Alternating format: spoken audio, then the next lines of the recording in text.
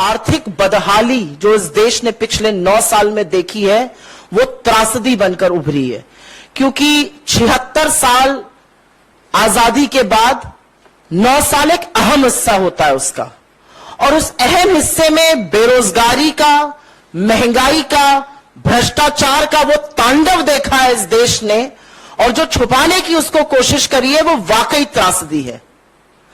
आज असलियत यह है, अगर सरकार की ओर से ही देख लीजिए, सरकार का सबसे बड़ा दावा क्या है? सीना ठोक कर बोलते हैं हम यूके के आगे की इकोनॉमी बन गए। दावा यह है, असलियत क्या है? यूके की एवरेज परचेजिंग पावर कैपेसिटी जो है वो $50,000 है, हमारी $7,000 है। तो जब झूठ भी बोलते हैं तो इतना लंबा बोल जाते हैं कि अपने आप ही अपने बनाए हुए चक्रव्यूह में फंस जाते हैं। सीना ठोक करके एक अपना दावा और करते हैं 9 साल का। क्या कहते हैं? हमने 86 करोड़ लोगों को फ्री का राशन बांटा। हां, क्योंकि आप हमारे देश को इस कगार पर ले आए कि भूखमरी, बेरोजगारी और महंगाई के चलते आपको वो बांटना पड़ा। और अब लोगों की आंखें खुल रही हैं, क्योंकि गरीब देख रहा है कि आपने उसके साथ क्या क्या धोखा किया है।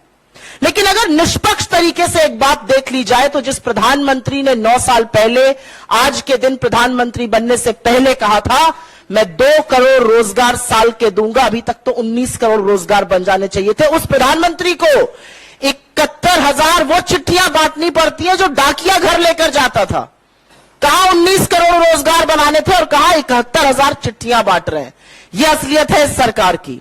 इस सरकार की यह असलियत है कि कोरोना का एक भी केस आने से पहले इस देश की अर्थव्यवस्था 8.2% से गिरकर 4.1% पर हो गई थी और 45 साल की सबसे ज्यादा बेरोजगारी थी।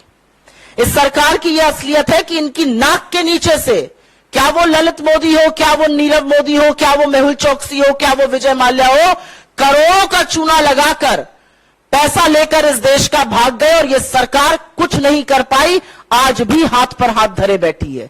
इस सरकार के भ्रष्टाचार का यह आलम है कि 11 लाख करोड़ बट्टे खाते में अमीर आदमियों के लिए डाल दिए गए, लेकिन किसानों के कर्जे माफी पर नाक भौं सिकोड़ने लगते हैं।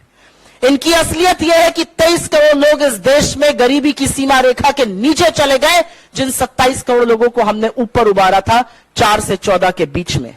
इस सरकार की यह असलियत है कि प्रधानमंत्री बनने से पहले मोदी जी क्या कहते थे? मित्रों, रुपए की साख और प्रधानमंत्री की साख प्रतिष्ठा एक बराबर है। जैसे जैसे रुपया गिरता है प्रधानमंत्री की साख गिरती है।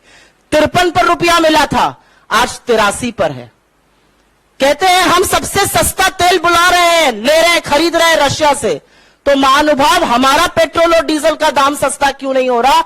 आखिरी बार दाम सस्ता कब हुआ था, यह देश की जनता जानना चाहती है।